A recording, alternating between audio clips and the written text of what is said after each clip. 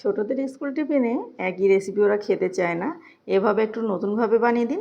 ছোটরা ভীষণ পছন্দ করবে, বড়রা কম পছন্দ করবে না। আর নরম তুলতুলে এই মিষ্টি রুটির রেসিপিটা অবশ্যই ট্রাই করতে পারেন। খুবই কম সময়ে বানিয়ে নিতে পারবেন ঘরে থাকা সামান্য উপকরণে। আর দুধ ডিম ছাড়াই বানিয়ে নিতে পারেন। আসুন দেখে নেওয়া যাক কীভাবে বানালাম। আমি অনুরোধ করব একবার হলেও ট্রাই করে দেখবেন। প্রথমে আমি ময়দা নিয়ে নিচ্ছি। আটা ময়দা যে কোনো কিছু নিয়ে নিতে পারেন। 2 কাপ পরিমাণ, স্বাদ অনুযায়ী লবণ দিয়ে নিলাম, চিনি দিয়ে নিলাম 1 টেবিল চামচ। চা চামচে দিয়ে নিলে 2 টেবিল চামচ হয়ে যাবে। মিষ্টিটা নিজের প্রয়োজন অনুযায়ী বাড়ি কমিয়ে নিতে হবে। তবে এটা পারফেক্ট মিষ্টি ছিল। আর এখানে ইস্ট দিয়ে নিলাম, মানে 1 টেবিল চামচের একটু সামান্য কম ছিল, 1.25 টেবিল চামচ দিয়ে আমি কুসুম গরম জল দিয়ে মেখে নিচ্ছি। এখানে 2 কাপ আটার জন্য জল লেগেছিল হাফ কাপের থেকেও কম। ডোটা খুব বেশি নরম করতে হবে না, শক্ত শক্ত করেও বানালে কিন্তু এই রেসিপিটা অনেক সফট হবে।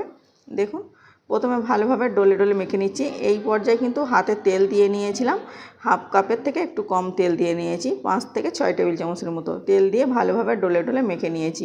অবশ্যই তেল দিতে হবে। মেখে তারপরে রেস্টে রেখেছিলাম 10 থেকে 15 মিনিটের মতো। এখানে যদি হাতে সময় না থাকে রেস্টে রাখার দরকার নেই, আর যদি সময় থাকে রেস্টে রেখে দিতে পারেন।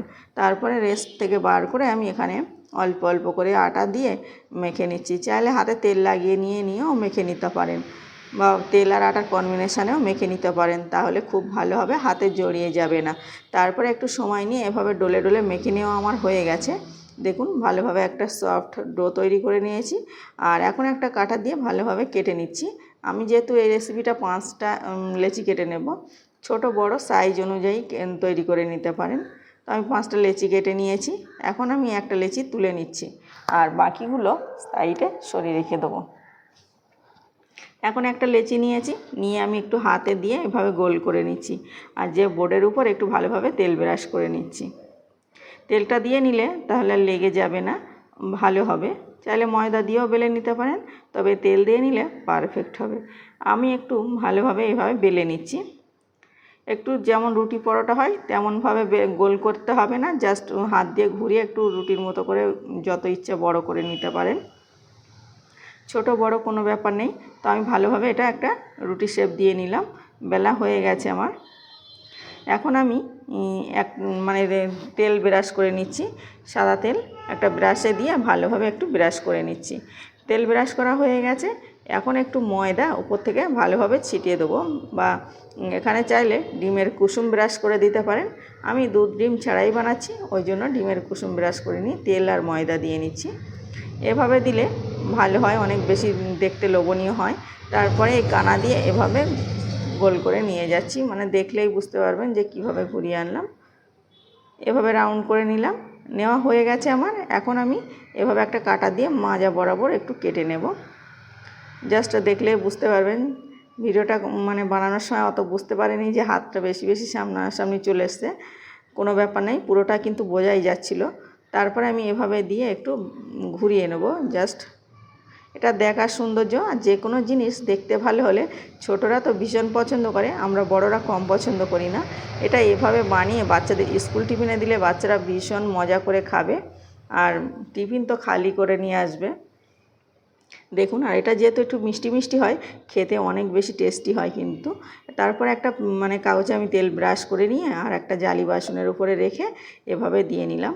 তারপরে আমি এভাবে ঢাকা দিয়ে রেখে দিচ্ছি 10 মিনিট রেস্টে।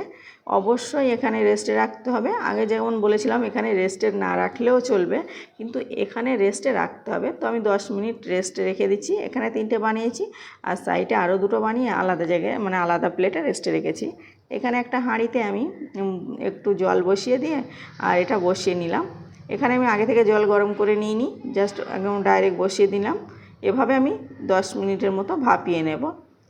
একটা বড় প্লেট হলে সবগুলো একসঙ্গে কিন্তু দিয়ে নেওয়া যাবে। 10 মিনিটে রেডি হয়ে যাবে।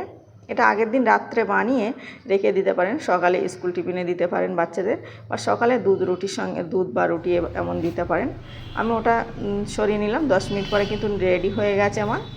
আর তারপরে যে দুটো ছিল আবারও বসিয়ে নিলাম, আবারও 5-7 মিনিটের মতো এটা ভাপিয়ে নেব আমি। সবগুলো আমার ভাপানো হয়ে গেছে। এটা দেখুন, যেমন ধবধবে সাদা তেমনি নরম তুলতুলে, একদম তুলোর মতো, আর দেখতে অনেক বেশি লোভনীয় হয়েছে। ছোটরা তো ভীষণ পছন্দ করবে। আর দেখুন কেমন হয়েছে, জাস্ট আমি দেখিয়ে নিলাম। এখন একটু ঠান্ডা করে নিয়েছি আমি, ঠান্ডা করে নিয়ে আমি কাগজটা তুলে নেব। দেখুন কাগজটা তুলতে কোনো রকম অসুবিধা হয় না, যেহেতু আমি তেল ব্রাশ করে দিয়েছিলাম। আর এটা ছোট জায়গাতে বলে এটা মানে সবগুলো একসঙ্গে লেগে গেছে, কিন্তু এটা যদি একটু বড় প্লেটে হতো কারুর গায়ে কারুর লাগতো না বা টেরা বেঁকা হতো না। এটা খেতে যতটা টেস্টি, দেখতে ততটা লোভনীয়, আর বানানো খুব সহজ। আশা করছি আপনাদের খুব ভালো লেগেছে। আর আপনাদের কেমন লেগেছে বলতে ভুলবেন না। ভালো লাগলে লাইক আর সাবস্ক্রাইব করে পাশে থাকার অনুরোধ করছি। প্লিজ আজকে যদি আমার রেসিপিতে কোনো নতুন বন্ধু থেকে থাকেন, অবশ্যই চ্যানেলটাকে সাবস্ক্রাইব করে পাশের অল অপশানটা ক্লিক করে দিবেন। আর একবার হলেও ট্রাই করে দেখবেন, ছোটরা ভীষণ খুশি হবে। আর আমরা বড়রা কিন্তু দুধ চায়ের সঙ্গে এটা খেতে পারি। এটা দেখুন কেমন হয়েছে। আর ভালোভাবে আমি একটু নরম মানে টিপে দেখিয়ে দিচ্ছি যে কেমন নরম তুলতুলে হয়েছে। এটা দেখতে এতটা ফাইন লাগছিল, কিভাবে বলবো আপনাদের। সকলে ভালো থাকবেন, সুস্থ থাকবেন। আবারও দেখা হচ্ছে অন্য কোনো ভিডিওয়।